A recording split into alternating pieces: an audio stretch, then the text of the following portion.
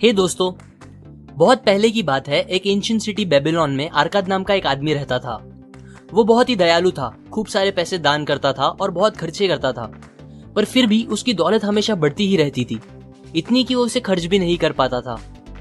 एक दिन उसे उसके पुराने दोस्त मिले। हैरान परेशान दोस्तों ने अरकाद से पूछना स्टार्ट किया कि अरकाद, तुम इतने खुशकिस्मत कैसे हो? आज तुम बेबीलोन के सबसे अमीर इंसान हो, जबकि हमारा 2 वक्त की रोटी कमाना मुश्किल है। तुम सबसे महंगे कपड़े पहनते हो, अच्छा खाना खाते हो, जबकि हम सादे कपड़े और सादे खाने से ऊपर सोच भी नहीं सकते। पर एक टाइम था जब हम सब एक जैसे ही थे, एक ही टीचर से पढ़ते थे, एक ही गेम खेलते थे। तब तुम हमसे बेहतर नहीं थे, ना तुम में कोई एक्स्ट्रा हुनर था। हमने मेहनत भी सेम ही की।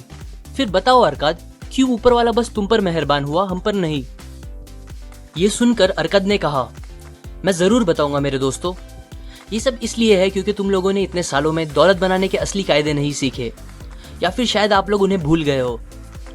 सो मैं तुम लोगों को ये कायदे सिखाऊंगा अपनी खुद की कहानी बता के। ये सब तब स्टार्ट हुआ जब मैं काफी जवान था। मैंने आसपास की सारी अच्छी चीजें देखी और ये समझ लिया कि दौलत इन चीजों के लिए बहुत जरूरी है। दौलत ताकत देती है। सो मैंने उस वक्त डिसाइड कर लिया कि मैं इन अच्छी चीजों से अपना हिस्सा लेकर ही रहूंगा। मैंने शुरुआत पत्थरों पे लिखने के काम से की। मैंने महीनों खूब मेहनत से मिट्टी के टैबलेट्स पे लिखने का काम किया, पर मुझे कोई प्रॉफिट्स नहीं दिख रहे थे। मेरी सारी कमाई खाने, कपड़े और सारी चीजों में खत्म हो जाया करते थे। एक दिन अल्केमिस्ट नाम का एक मनी लेंडर मेरे पास आया। उसने मुझे मिट्टी के टैबलेट्स पे 9th लॉ लिखने का काम दिया और कहा, अगर तुम ये काम 2 दिन में खत्म कर दोगे तो मैं तुम्हें कॉपर के 2 एक्स्ट्रा सिक्के दूंगा। ये सुन के मैंने जोरों से काम करना स्टार्ट किया, पर जब 2 दिन बाद अल्केमिस्ट वापस आए तब तक काम खत्म नहीं हुआ था। वो बहुत गुस्सा थे। फिर भी हिम्मत जोड़ के मैंने कहा, अल्केमिस्ट, तुम बहुत अमीर इंसान हो, मुझे भी प्लीज बताइए मैं कैसे अमीर बन सकता हूँ, और मैं वादा करता हूँ इसके बदले मैं बिना पैसे लिए आपको कल तक ये काम खत्म करके दे दूंगा। अल्केमिस्ट हंसने लगे और कहा, मुझे तुम्हारी हिम्मत पसंद आई। तुम मेरा काम खत्म करो और मैं कल तुमको अमीर बनने के सीक्रेट्स बता दूंगा। फिर मैंने रात भर काम करके उनके टैबलेट्स तैयार कर दिए। दूसरे दिन जब वो आए तब मैंने उन्हें कहा, आपका काम हो गया है, अब मुझे प्लीज बताएं अपने सीक्रेट्स। अल्केमिस्ट ने कहा, ठीक है अरकाद, गौर से सुनो। मुझे अमीर बनने का रास्ता मिल गया जब मैंने ये डिसाइड किया कि मेरी कमाई का एक हिस्सा मुझे हमेशा अपने आप को देना चाहिए। मैंने सोचते हुए पूछा, बस यही? उन्होंने मुस्कुरा के कहा, बस यही ने एक भेड़ चराने वाले आदमी को एक मनी लेंडर बना दिया, जो कि तुम्हारे सामने खड़ा है। क्या तुम कपड़े बनाने वाले को उसके काम के लिए पैसे नहीं देते, सैंडल बनाने वाले को और बाकी सब लोगों को? बताओ मुझे, तुमने अपनी पिछले महीने की कमाई से अभी तक कितने पैसे अपने पास रखे हैं, या फिर पिछले पूरे साल की कमाई से? तुम पागल हो अरकाद, तुम सबको पे करते हो, बस अपने आप को छोड़ के। याद रखो, हर वो गोल्ड का सिक्का जो तुम बचा के अपने आप को दोगे वो तुम्हारे स्लेव जैसा होगा, जो तुम्हें और कॉपर के सिक्के बना के देगा। अगर तुम्हें अमीर बनना है तो तुम्हें तुम्हारी सेविंग से कमाई करानी चाहिए, और उसकी कमाई से भी कमाई होनी चाहिए।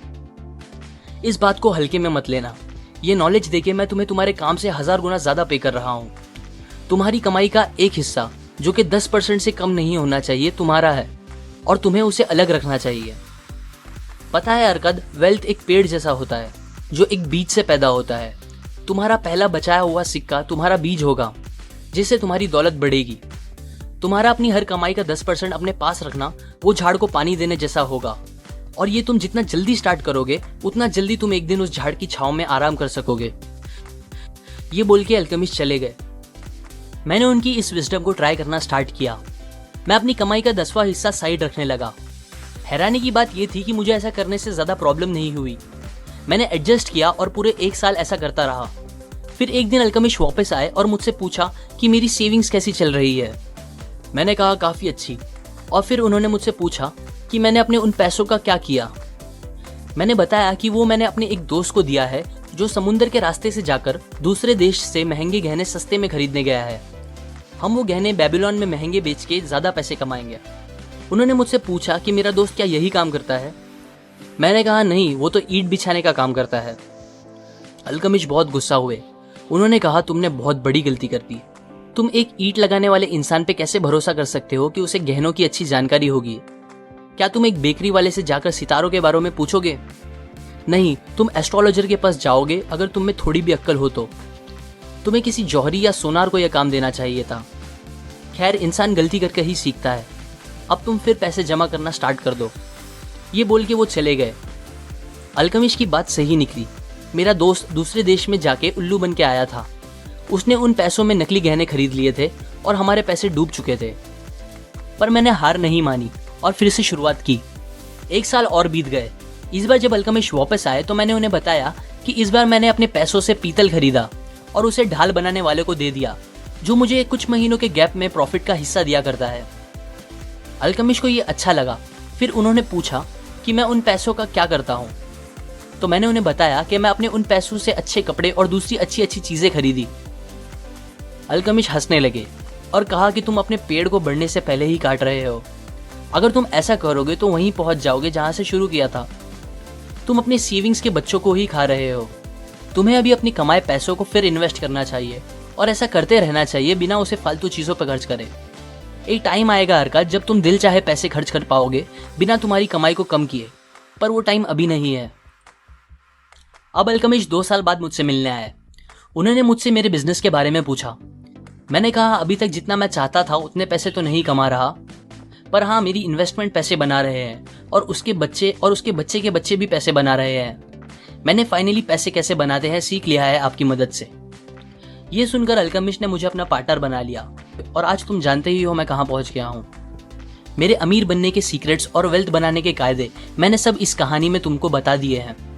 मैं विश करता हूँ तुम लोग भी जल्दी इस नॉलेज को यूज करना स्टार्ट कर दो। सो टू कंक्लूड, इस पूरी कहानी से हमने 3 की लेसन सीखे हैं। पहला, पे योरसेल्फ फर्स्ट। हमें कैसे भी करके हमारी कमाई से एटलीस्ट 10% अपने लिए बचा के रखना चाहिए और बाकी बचे 90% से सारी ज़रूरतें पूरी करनी चाहिए। कुछ भी हो, उन पैसों को हमें रखते रहना चाहिए जब तक कि उसे इन्वेस्ट करने के लिए सही अपॉर्चुनिटी ना मिले। Number 2, seek advice from people who are competent to give it. पैसे को इन्वेस्ट करने से पहले या कोई भी इंपॉर्टेंट डिसीजन लेने से पहले हमें अपने रिश्तेदारों या दोस्तों से एडवाइस लेने के बजाय उनसे पूछना चाहिए जो उस फील्ड का एक्सपर्ट हो। Number 3, make your gold work for you. जब हम अपनी इन्वेस्टमेंट से पैसे कमाएंगे तो हमें उस प्रॉफिट को फालतू चीजों पे खर्च नहीं करना चाहिए, बल्कि उसे वापस इन्वेस्ट करना चाहिए जब तक हम वो स्टेज पे ना पहुंच जाए कि हमारे खर्च करने से हमारी कमाई पर कोई फर्क ना पड़े। ये लेसन्स मैंने the richest man in Babylon book से बताई है, जो कि फाइनेंशियल लिटरेचर की एक क्लासिक बुक है। लाइक करें अगर आपको ये लेसन्स काम के लगे, अपने व्यूज कमेंट करें, शेयर करें इस नॉलेज को अपने फैमिली और फ्रेंड्स के साथ और सब्सक्राइब करें।